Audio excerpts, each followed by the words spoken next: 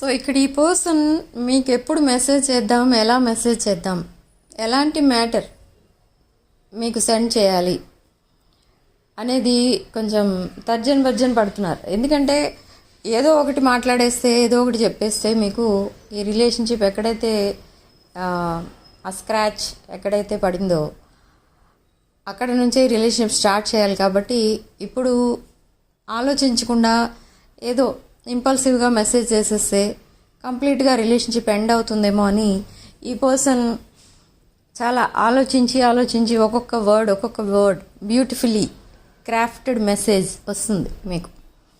So ఎందుకు ఇంతలా ఆలోచిస్తున్నారు అసలు ఒక మెసేజ్ చేయడానికి అని మీరు అనుకుంటున్నారు. కానీ ఆ మెసేజ్, ప్రతి మెసేజ్ ఒక మెమరబుల్ మెసేజ్లా ఉండాలనేది ఈ పర్సన్ అనుకుంటున్నారు. మీకేం పంపించినా కూడా అది చాలా మెమరబుల్గా ఉండాలి, అంటే గుర్తుండిపోవాలి లైఫ్ లాంగ్. అలా ఇన్ ద పాజిటివ్ వే నేను చెప్పేది. ఓకే, సో అదే చేస్తున్నారు. ఇక్కడ కొంచెం డిఫరెంట్గా ఉంటుంది. ఈ పర్సన్ మీకు మెసేజ్ చేసే పద్ధతి ఏదైతే ఉంటుందో అది కొంచెం డిఫరెంట్గా ఉంటుంది. అండ్ నెక్స్ట్ థింగ్, ఈ పర్సన్ మీ ఇన్ఫర్మేషన్ ఎక్కడి నుంచో గ్యాదర్ చేస్తున్నారు. ఇది కూడా మంచి కోసమే, ఏమీ నెగిటివ్ వేలో కాదు.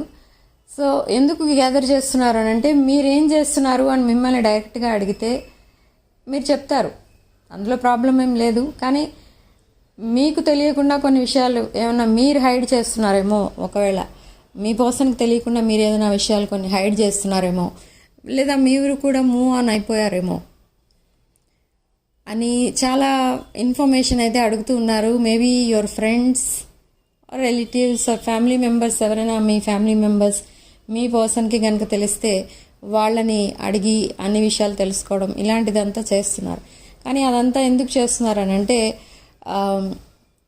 మీ ఇన్ఫర్మేషన్ గ్యాదర్ చేయడం అనేది మీ పర్సన్కి కొంచెం మీకు దగ్గరగా ఉన్నట్టుగా అనిపిస్తుంది. ఎందుకంటే మీతో కమ్యూనికేషన్ అనేది ఉంది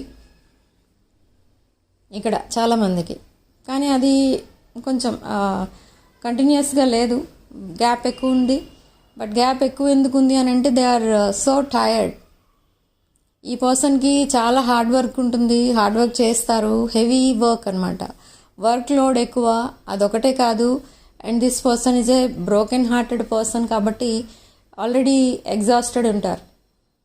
అంటే తన లైఫ్ ఎందుకు ఇలా అయిపోయింది అని పదే ఆలోచించడం వల్ల, ఆ స్ట్రెస్ వల్ల ఈ పర్సన్ టైర్డ్గా ఫీల్ అవుతారు, డ్రైన్ అయిపోతూ ఉంటారు.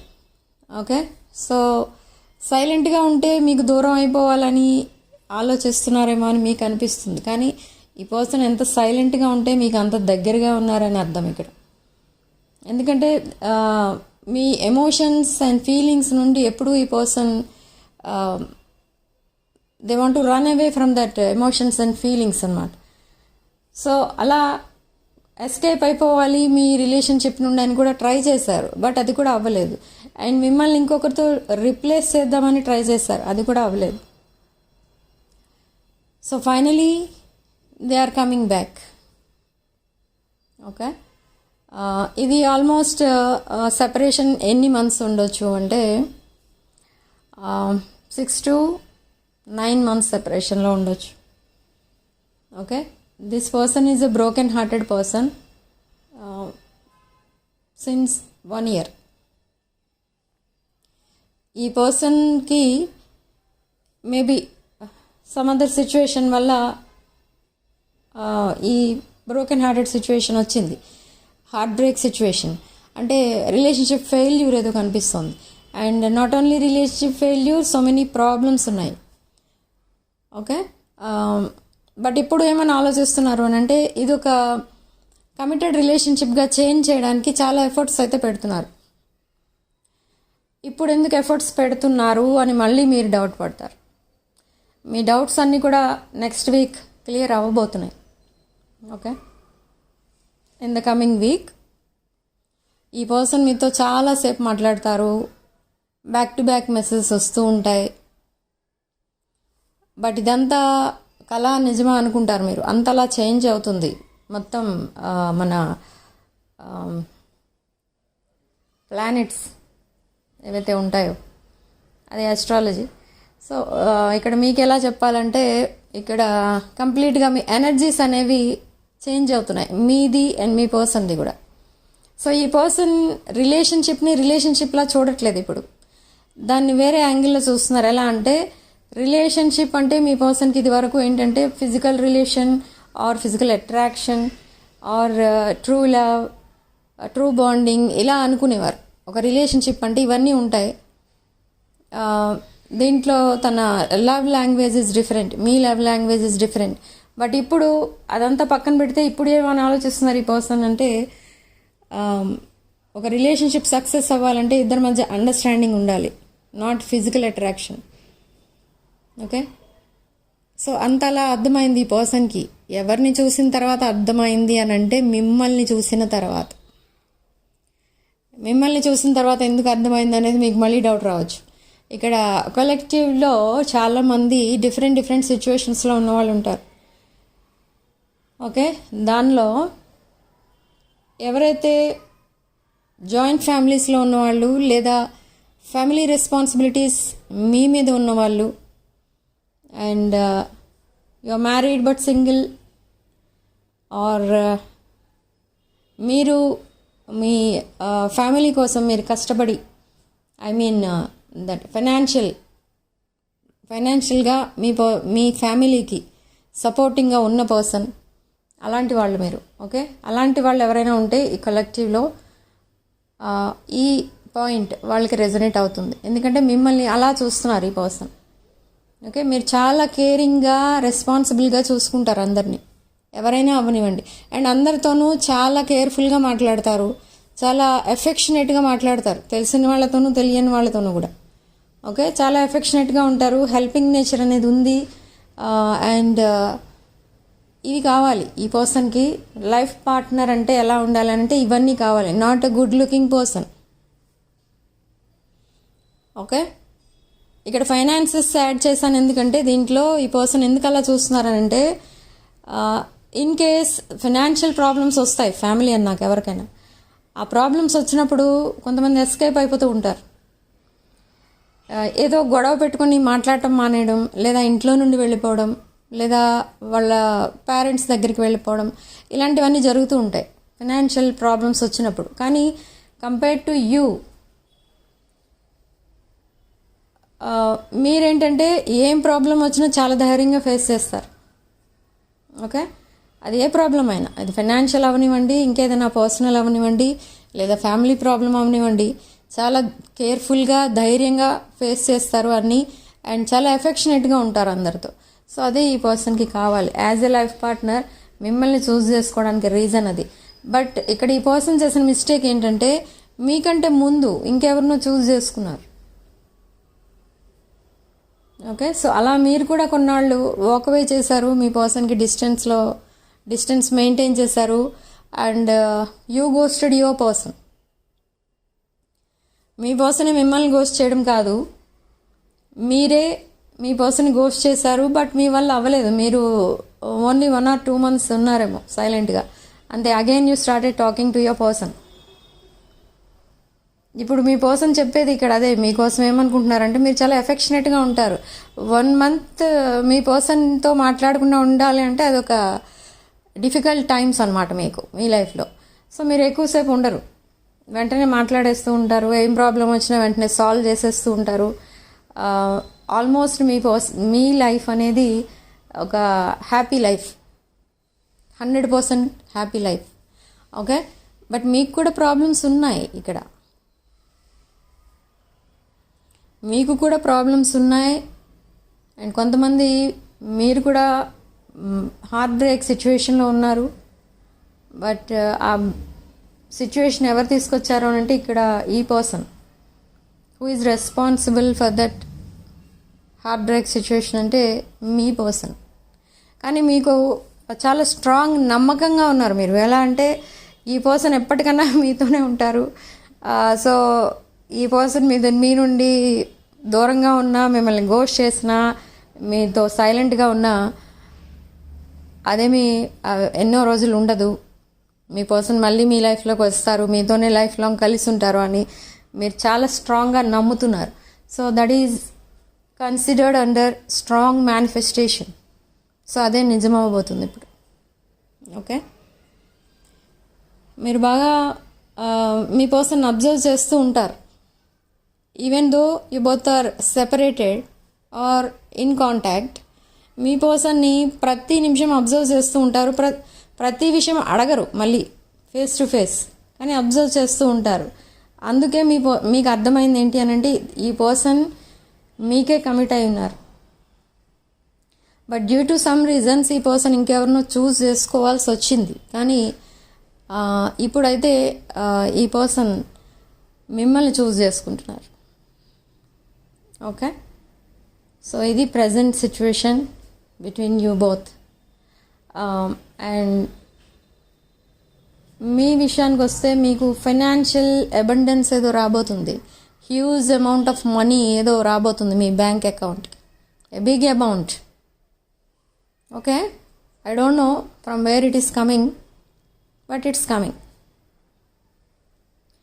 సో ఈ పాయింట్ మీకు మేనిఫెస్ట్ అవ్వాలి. అండ్ దిస్ రీయూనియన్ మేనిఫెస్టేషన్ అంటే నెక్స్ట్ వీక్ మీరు కాంటాక్ట్లో లేని వాళ్ళు కాంటాక్ట్లోకి రాబోతున్నారు, అంటే కమ్యూనికేషన్ రాబోతుంది మీ పర్సన్ దగ్గర నుండి. అండ్ రీయూనియన్ అవ్వబోతుంది. అండ్ ఫైనాన్షియల్ అబండెన్స్ ఏదో రాబోతుంది మీకు.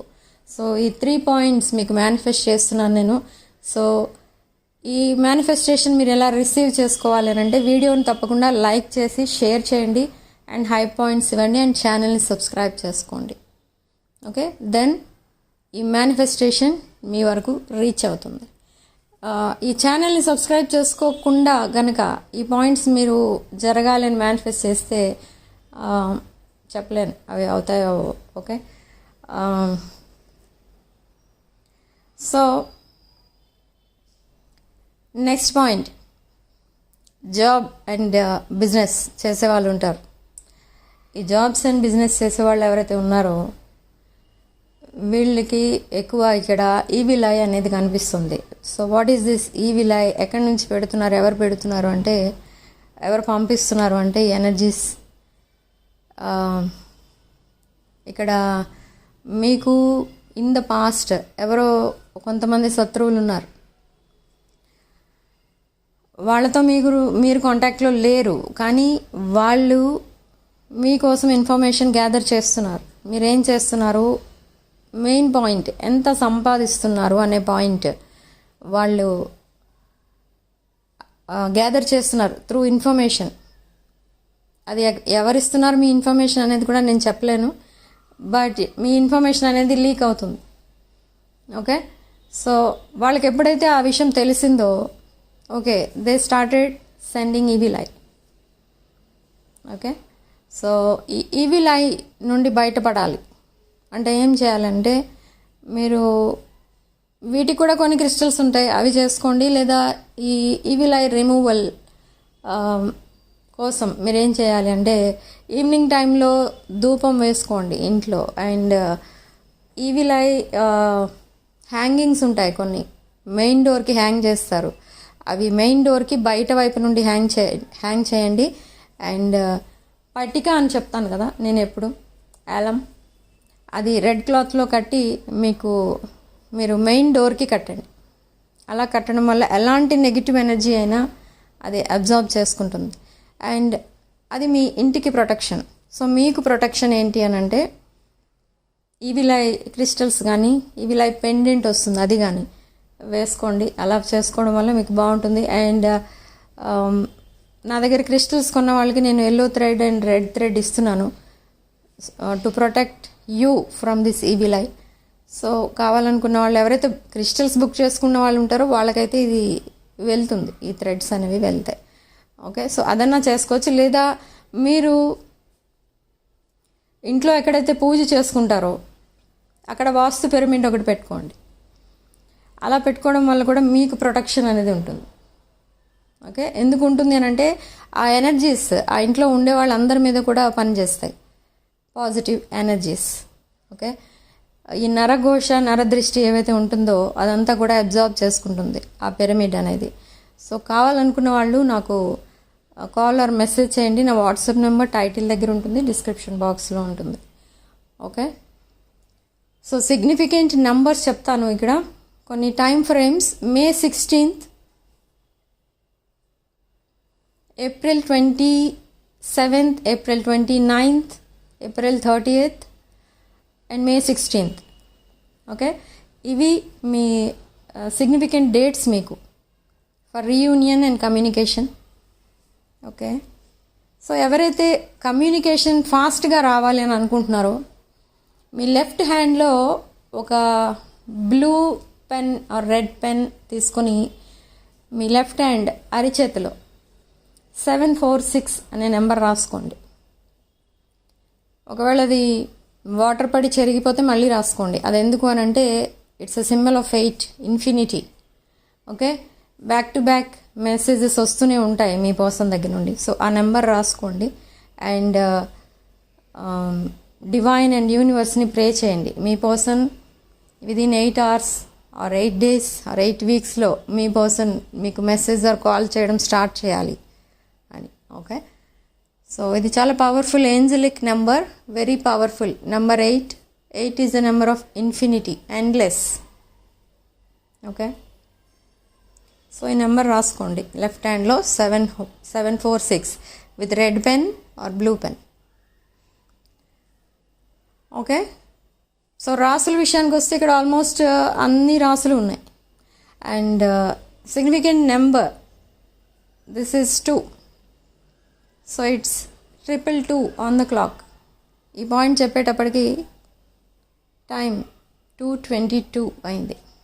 ఓకే, సో ఈ మేనిఫెస్టేషన్ మీకు తప్పకుండా వర్కౌట్ అవుతుంది. ఎవరైతే మేనిఫెస్ట్ చేస్తున్నారో మేనిఫెస్ట్ చేసుకోండి, or simply write 111144 in the comment section. And దాని కింద you can write Shraddha's manifestation is working for మీ.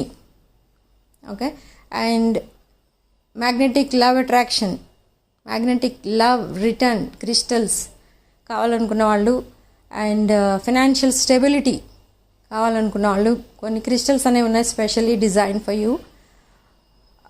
కావాలనుకుంటే నాకు PhonePe are payment number and WhatsApp number అన్నీ ఒకటే నెంబర్. మీరు ఎక్కడ పేమెంట్ చేయాలి, ఎక్కడ ఆర్డర్స్ ఎక్కడ ప్లేస్ చేయాలి అవన్నీ అడుగుతున్నారు కదా, అవన్నీ కూడా మీరు నా వాట్సాప్ నెంబర్కి పెట్టండి. నేను డీటెయిల్స్ అనేవి మీకు చెప్తాను. ఓకే, నా వాట్సాప్ నెంబర్ టైటిల్ దగ్గర ఉంటుంది, డిస్క్రిప్షన్ బాక్స్లో కూడా ఉంటుంది. Okay, so thank you for watching. Sending love and like.